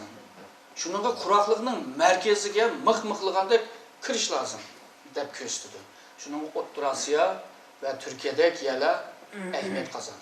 Amerika şununla burnak yerlerge hoşunlarını, bazılarını kuruşqa tırıştı ama Otturasiya ile Sovyetler İttifakı vaxtıda kolda bulmağın ki. Hani Sovyetler İttifakı çıqqandan ki hemenler bir bana öyle, meyli bu bana rast olsun, yalan olsun, hemen kırdı. Mesela. Ondan 1940'larda Spikeman degen birisi dedi. Ya bu kuruklukta neymişim var bu denizinin ki kenarlarını çitini bu taşlap koysan olmaydı ki. Bu ya da düşman eğer kızkanda oldu degen ki Amerika şununla hazır karab yakınlar Japonya, Cenubi Kore, Filipin, Singapur, onundaki Hindistan'ın ki Sri Lanka'nın ki ama uç tarafta bir aral var. Uyada Avustralya, Yeni Zelanda, şu körfez var, o şu İran'dan kirgen o körfez, Arap devletlerde, denizinin boyda Amerika hemisi bazını kurtuldu. Misal. Kalanlar dedi, bu yaşardı bulmaydı, o asmanda mı buluş lazım der. Onun ki hazır asmanlarda kurup o bulkıp geldi. Hazır Amerika dünyanın 24 saat takip kılalaydıgan suni emraları var. En az da 24 buluş lazım. Çünkü bir tane bolsa 24 saatten keyin aylanıp kilidi. 24 saat gıcısının ebe kögen yerim belki özgür oldu. Şuna koyun. Şununla 24 tane buluş lazım. Her zaman her yerini körüp lazım ki oynaganlarını körüp alalaysa da. Ama Xitay'nın 8 tane var. Kaç oldu? O da 3 saatte bir köreleydi. Türkiye'nin ki 3 tanesi var. 8 saatte bir köreleydi. Da.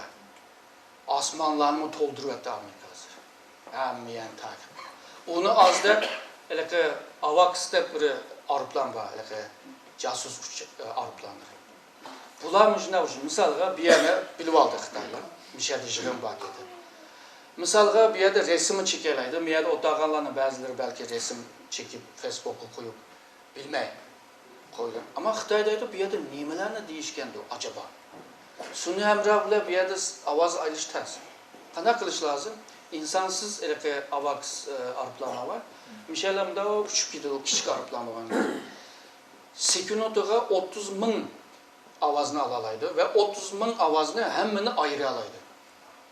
Erkin Ekrem'nin avazını başta ilvagan bolsa, depta demiz mi? İşçiye sep koygan bolsa, Esat Efendim'in ki avazını ep koygan bolsa, Mişədə deyilgen gepler hemmisini 30 bin hemmini ilip vakkıla kiminin avazını çıkıralaydı.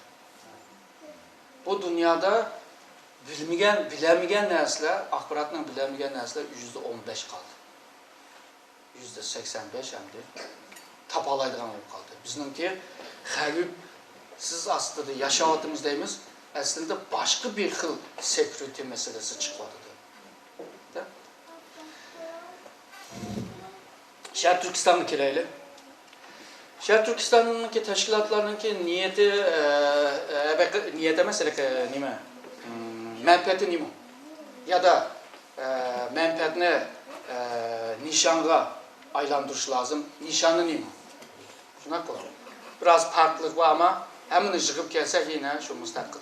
Şunak bu. Biraz farklı olsun. Mesela kurultayla ki özünün takdirini özü belgiler. O halkara kanundaki müstakil bol diyen kelimenin ki kanunun gibi o. Kanunun ki sözü.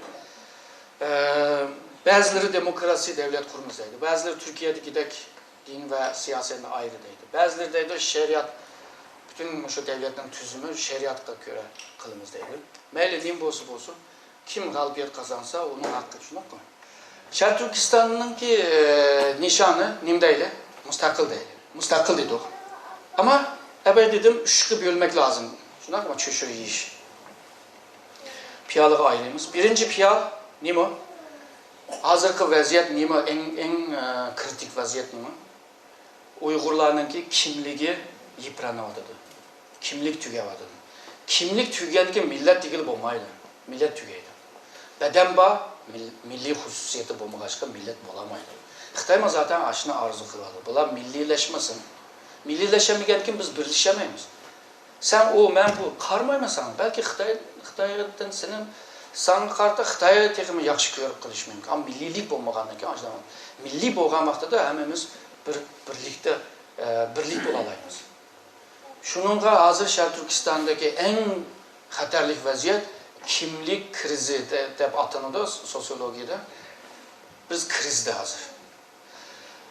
Xitay tarih boyunca bir qancha qatim bizni besoğan. Baskan takdirdima Uygurlarının ki medeni vücuduga, kültür vücuduga çekinmagan. Hazırki hakimiyet hemminimizge çekinmadı. Tıldan, dine, itikad hemminim. Nima qilmoqchi bu? Kimlikni yok kılıp ötüp seni yalğızla bir fiziki adam. Yani bedenin var, aşkazının var, gözün var, ağzın var ama bunun başka bir şeyim yok. Bir adamga aylandırmoqchi. Şunun bilan nima bo'lamiz? Assimilya bo'lamiz. Ben de 96'da yok 86'da Guyan'da bir yıl kaldım. Ya da sonraki bölümde işliyor. Şunun apna ahırlar tatil o vakti de yaşam bir tatildi. Şunun saraları biri bu öyle dayzo, miyavzo, şuyzo, beyzola var böyle aslında. Aşılarını bir köreyde bazı şeyler yaparlar. 86'da ular degen şunda namrattı, şunda biçare. Ben dedim bizim Uygur'un hali biraz yaxşı bu haklar karvandı. Ama bugün yana aşı rayonlara basan, ularının ki ahvalı bizden yaxşırak hazır. İktisadi cetten, bu cetlerden. Çünkü ular özünün medeniyetini qoğdayalaydı, özünün itikadını qoğdayalaydı, kılalaydı. Biz kılamaydıgan halı geldi. Şununla birinci kıldığan, birinci məqsədimiz şu kimlikni qoğdaq qilish. Qoğdaq qilish üçün nişanımız neyim buluş lazım? Şərq Türkistan meselesini ya da Uygur meselesini xalqaraviləşdiriş. Bunu əməlgə aşdı, aşırıldı, özünə yox.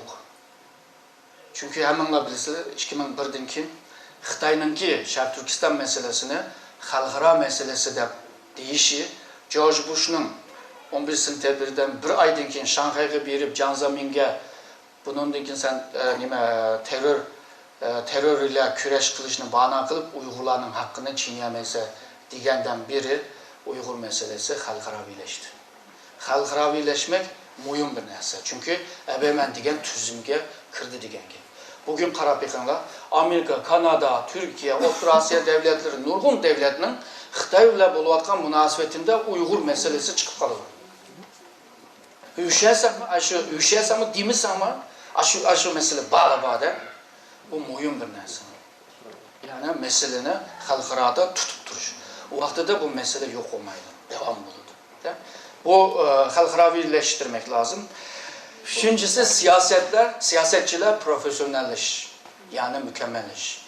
Siyasetçi tek buluş lazım. Bu üç nişanlı birinci baskuşta tüktüş lazım. Ama birinci baskuş kaç yıl?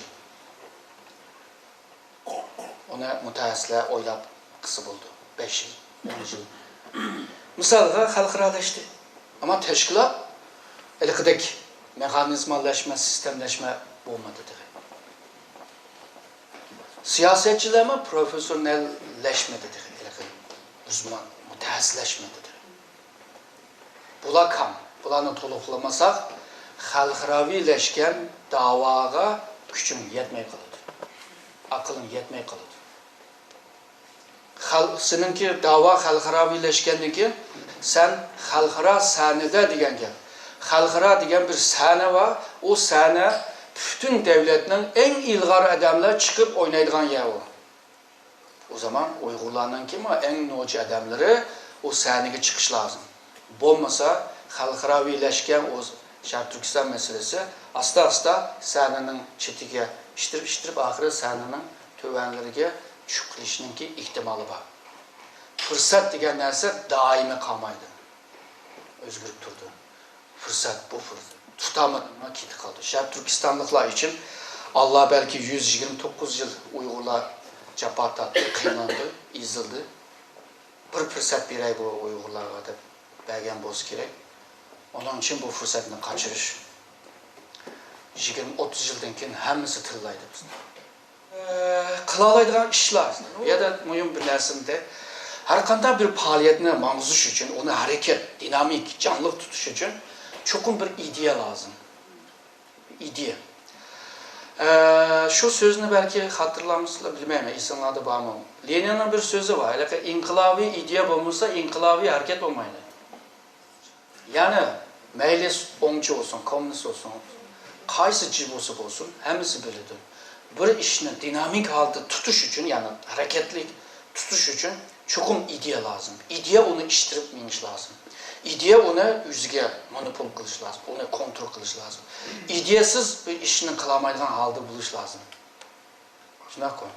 1928'de bilirsizler, Xitayda uzun sefer, nima, tayak yap ketdi, ondan keyin uzun seferine başladı. O uzun sefer, uzun geçiş seferi, değil mi? Mao'nun. Mao ile birlikte hareket kılgan 100 mingdek adam vardı. Yangi kelgan chaqda 10 mingdek kaldı. Bu tarixlarni bilisizlar, değil mi? O 10 ming adam nima uchun yol boyu tayak yedi, ölüm oldu, kesel oldu, yeydigan narsa yok.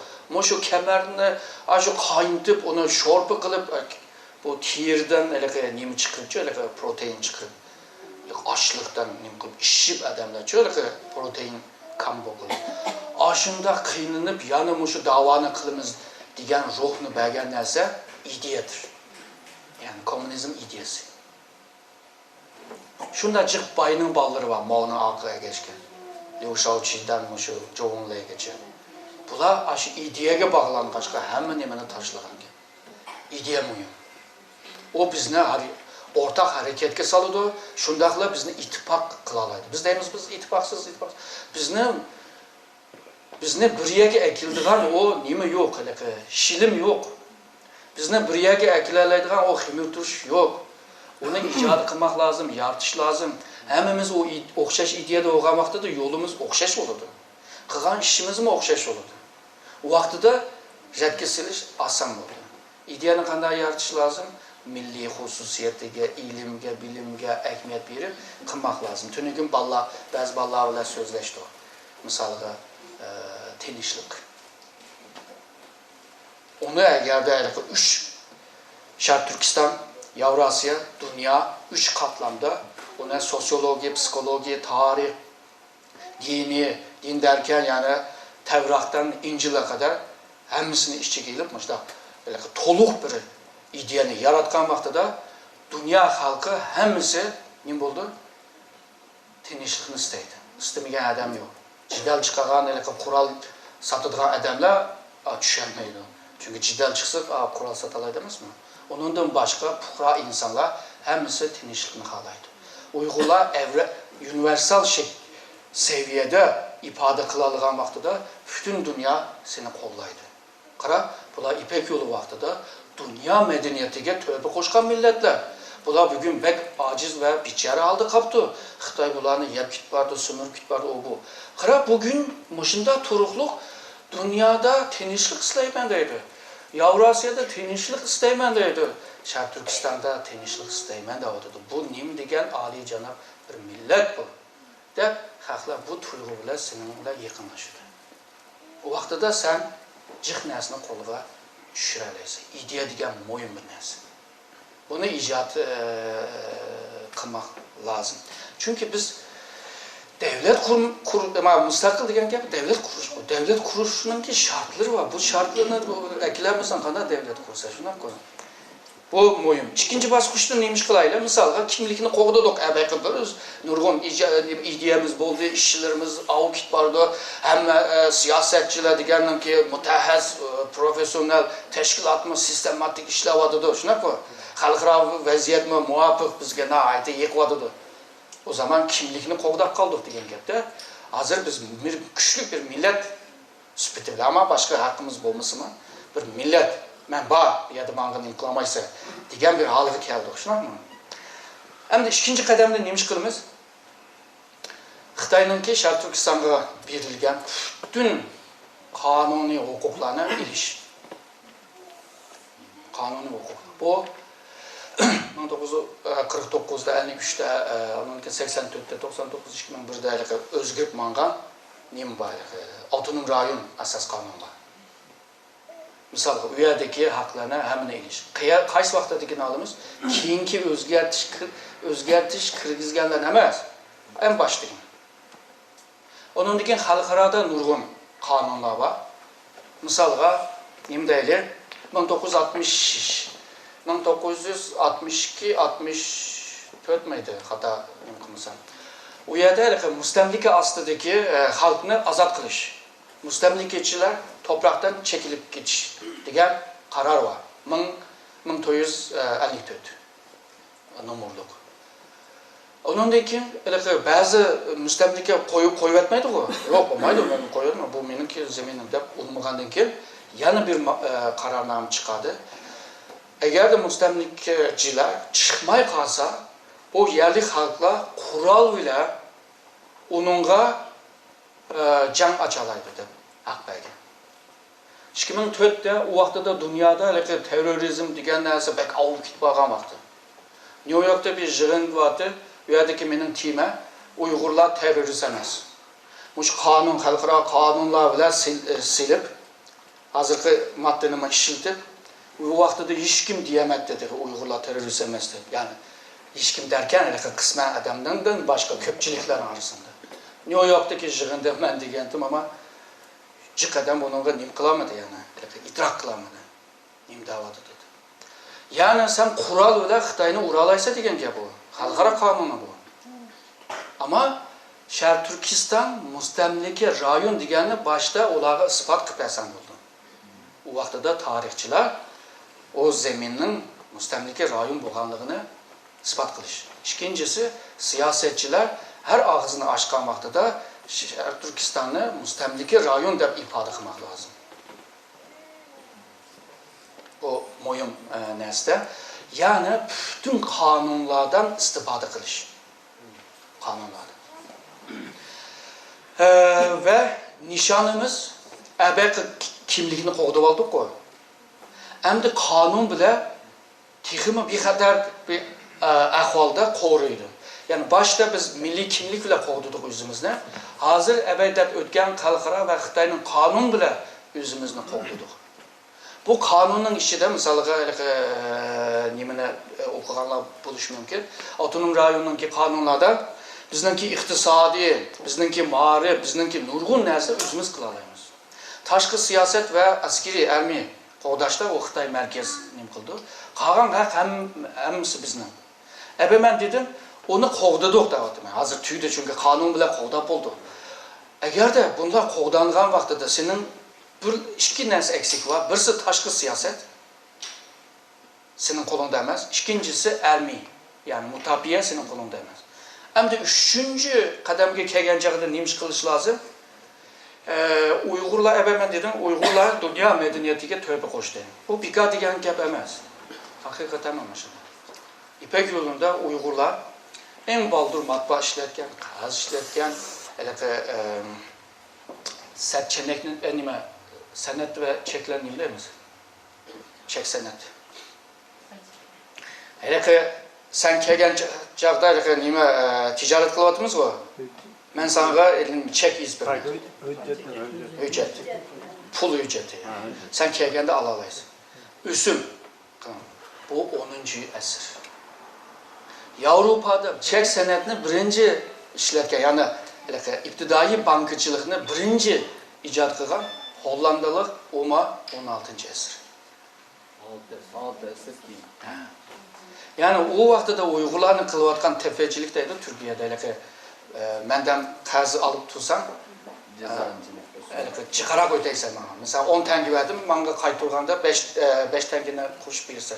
Degende o vaxtda da bolmağan, keyinki zamanlar bolğan onun sırtında nurgun, sanat, resim, müzik, yani sanat yüklemeysen de Turpan ve Dungan'dan çıkan yadigarlarda, tarihi yadigarlar olur. Hem de bu yadigarlar köpünce şu çoğun devletlerde, hazır Fransa'da, İngiltere'de, Tokyo'da, St. Petersburg'da, Moskova'da, Pekin'de, hem yerde var da. Nurgun adam, tədqiqatçılar 19 ve 20. əsrlərdə şu Uygurların ki tarihi yadigarlardan istifadə qılıb Lord, Sir diyen ünvanlarını alın. Meyli Rusya'da, meyli Fransa'da, meyli İngiltere'de. Buna çık adamlarını sanalayımız. Şundan koy. Yani bizimki tarihimizde. O adamlar aşı devletinin ki en mühim adamlarıydı. En ataqlı adamlardı. O adamlar bizden memleketteki medeniyetine tatkik kılaşka ular namlıq oldu. Bugün mü Turfanda tepilgan Şenzan'ın seyahatnamesi bile doktorasını ağanlar mı 5-6'sı var. Mesela. Yani şunu demek için biz tarihte medeni bir cemiyettik, medeni bir halktık. Biz dünya medeniyetiga töpe koştuk. İslam'da karab tamamen de bunda medeni bir. Toynbee'ni bilgen bana. Toynbee 20. əsrinin en ataqlı tarihçisi. Dünya seviyede. Onundan soraydı ki, sen bütün dünyanın medeniyet tarihini yaxşı bilirsen, eğer sen tarihinin ki bir vaxtıda yaşayman desen, qaysı vaxtını, qaysı yerini tallaysa dese, milattan keyinki 1. əsrinin Şərq Türkistan'da. Aşıncılık medeni, aşıncılık güçlüktür. 16. əsr İpek yolu çökkeşke, iktisat çökkeşke, medeniyet ile birlikte biz çökep getirdik. Alışır Navai 16. əsrden ki hiç çıkmadı. Yani Alışır Navai ile yıpılıp kaldı. Hem de yeniden okunuvatımız, dünyaya içilatımız, dünyanın her yerinde biz var. Hem de kıldığın iş, strateji, zihniyet ile iş kılmak kalıdı da. Şununla medeniyetimiz mi bir kuraldır? Bunu işinteleyimiz. Mesela Kırmanla cık nim kılgan. Tədqiqatını hazırlıca devam kılvadıdı. Mesela Atatürk medeniyet, Türkçedeki medeniyet kelimesine uygarlık deydi. Atatürk aşı Uygurlarının sanat, ben vakit yetişmeye diyemedim. Nurgun nəsini okup bulup bu adam depti. Medeniyet degen kelimenin yerge Uygur dep koyaydı. Degenge. Şunun tılçıladaydı bu mesela Gırsiya medeniyeti dep salgan vaxtıda Gırsiya Uyguru degen vaxtıda etnik isim bile almış kalıdı dep. Şununla onu tüzep Türkçenin ki kurulmasına karab Uygar dep, Uygur nece? Uygar dep almıştı. Bugün Türkiye'de uygarlıktaydı. Hem adamı bilirdi, Uygur kelimeden geldi. Hem adam bilirdi, İslamiyet'ten evvel Uygur medeniyeti bulmasa, umumi Türk halkının medeniyeti bulmaydı. Çünkü Uygurlar aşının temsilcisi, aşının yaratıcısı. Garp devletler de 15, 16, 17. asırda aran erişken nesine bizdenkiler baldur erişken. Muşu medeniyetini tekrar dünyada tanıtmak ve olanın istaşlığını kolga düşemeyin. Mühim. Hukuk ve medeniyet. 3. basqışqa keldik. Xalqarada mı kolga düşedik, şunak mı? Abi bizne istaşçılık kıldıqanlarımı köpeyip ketdi. Vay bular medeni bir memleketke, bunda izisi bulmaydı, bularını qoğdaş lazım. Bir hayvan ölüdü, qoğdavatımız, xanda degenge bu insanlar bu halı bulamdı deydiğanlar çıkış mümkün. Richard Gere degenlerime belki o mukabetini ağan vaxtıda Uygurlar yaşasın deyip kopuş mümkün yani. Şunak mı? Tibet için aşağı dedi o, sizler bilir misiniz? Mukabet alırdı o. Onlar yerde siyaset değilmedi. Oscar. O siyaset katiyen değişmedi. o aşını alamaslıkını, mukabetini alamaslıkını mı çözüp elip, alamısamı meylide Tibetlilerge sahip çıkın. Şunun bir yerde siyaset sözlenmeydi, çükketler kovulu ettim. Yani mukabetini almayım ben de. Yani Dalai Lama'nın yaratkan ideyeni kabul kılgan diye, itiraf kılgan diye. Dalai Lama'nın yaratkan ideyesine ait at değil. Budizm'nin ki kıymet karşını, G'arb'nin siyasi, ictimai kıymet karşını birleştirgen. Şununla G'arb'lıkında okusa tunuşluk geliyordu. Tunuşluk geliyordu. Oy bu Budistler biz bile yıkınken bu. Nurgun adam müşcette kitap yazdı. Hristiyanlığın menbesi Budizm dep. Nurgun kitaplar. Dalai Lama aşı nimede tağların arasında oturup oylap aşı ideyeni tap çıktı da. Hazır oylasak attı ama şu vakti da oylap çıkandaki hemen nime attı oldu. Öyle bir gap var o. Candan kim kahraman köp oldu da. Şunun kadar başta oylap çıkış olmayım. Hem de bir yerge ikinci baskısını tükettik, şunak mı? Kanun bizden qoğdavadıdı, halkara bizden qoğdavadıdı, hem de milli bir gücümüz var, mağarip iktisadını özümüz idare kılıyorduk vesaire. Vesaire degen Türkçe, yani degen. Boğan vakti da üçüncü maqsadimiz ne buldu? Devletine kurup çıkış. Nişanımız ne oldu? Erkinlik. Hem de bu ebe işki kademini biz boğandık ki, üçüncü kadem hem de teyyağalarının anıldı hem de. Türkçe'de bir gap var, otağın yerde kazınıvadıdı da. Yani eğer de şu planlarını yaxşı kuralırsak, mekanizma özlüğüyle işlese, hakikaten biz yitip müstakillığa erişelerimiz. Ama bu şiirin görüngen tablo, yani resimini emelge aşırış için başta degen nurgun işlerini kılış lazım. Menimki liksiyem işe geçer. Rahmet. Doktor Erkin Ekrem akımızdan Allah razı olsun humoristik metotları bilen hemimizni yeni bir stratejiye mefhumuga elip kirdi. Allah şunu anlap faydalanıp nasip olsun. Allah tefekkürünü tekme içmesin. Teniği selametlik, ailesi bext ata kılsın. Amin. Bugünkü sorunumuz neymişse de dua bilen ahırlaştırımız. İlyacım'ınki Moğluk avazı bilen bir dua kılaylı. Yani elikarım Moğluk avazı bilen bir dua kıpesle. Bismillahirrahmanirrahim. Elhamdülillahi Rabbil alemin. Ve salatu ve selamu ala nebiyyina Muhammedin ve ala alihi ve sahbihi ecma'in. Allahümme inneke afuvun kerimun tuhibbul afve fa'fu anna. Allahümme inneke afuvun kerimun tuhibbul afve fa'fu anna.